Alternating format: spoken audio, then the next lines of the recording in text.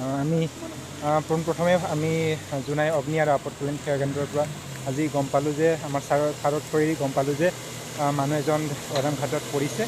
আৰু এই হিচাপে আমাৰ ছাৰৰ নিৰ্দেশ মৰ্মে আমি জোনাই অগ্নি আৰু আপতকালীন সেৱা কেন্দ্ৰৰ পৰা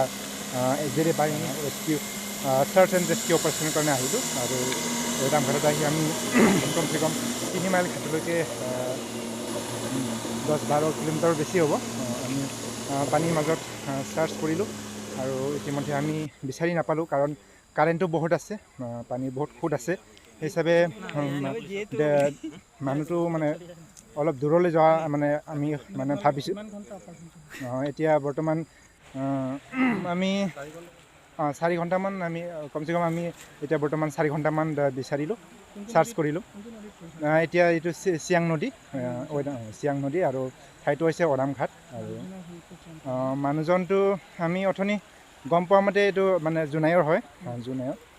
মানুহ ছাৰ নামটো কি আছিলে বাৰু ছাৰ আমি এতিয়া গম পোৱা মতে মানুহজনৰ নাম চৈতেন্দ্ৰ সিং বুলি গম পাইছে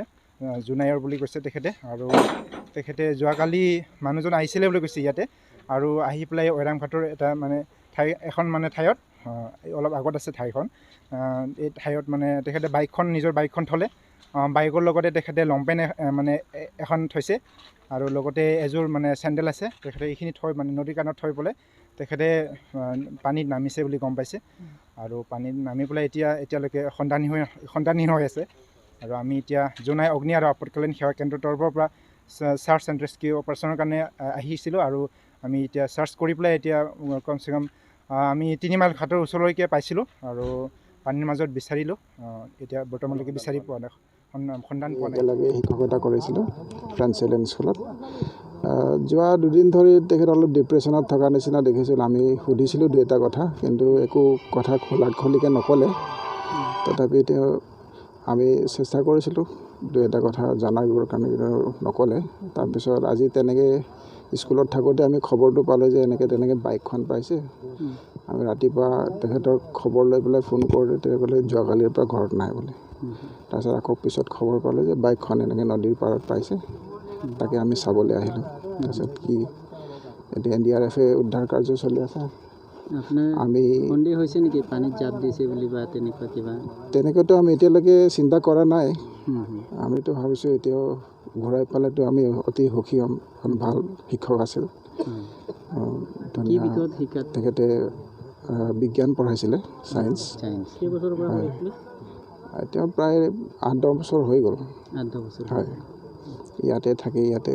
স্কুলৰ ওচৰতে ৰুম এটা লৈ আছে মানুহজনী আছে ল'ৰা এটা ছোৱালী এজনী আছে 2 দিনমানৰ পৰা মাক বাপেকো আহি আছিলে কিন্তু কি কাৰণত এইখিনি কৰিলে একো বুজিবই পৰা নাই এতিয়ালৈকে একো জানিব পৰা নাই আমাৰ গাঁৱৰ স্থানীয় ৰাইজে অহা সময়ত বাইকখন এইখিনিত আছিলে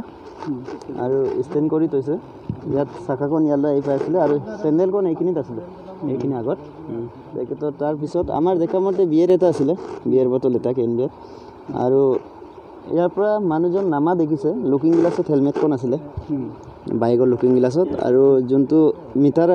এই চাবি লগোৱা মিটাৰ নাথাকে তেখেতৰ লং পেণ্টখন আছিলে আৰু ৰাইজে আহিছোঁ ইয়াৰ পৰা নমা চিন আছে কিন্তু ইমান অনুমানিক 100% ক'ব পৰা নাই কিন্তু চিন এটা আছে মানে বৰীৰ খোজ চিন এটা আছে তাৰপিছত আমাৰ স্থানীয় ৰাইজে BDP অকলে মানে জনাই প্ৰশাসনক খবৰ দিয়া হ'ল প্ৰশাসন আহিলে আহি ইয়াত চালে চোৱাৰ পিছত এতিয়া FDR আমাৰ বিচাৰিব গৈছে মানুহজন অভিযান চলি আছে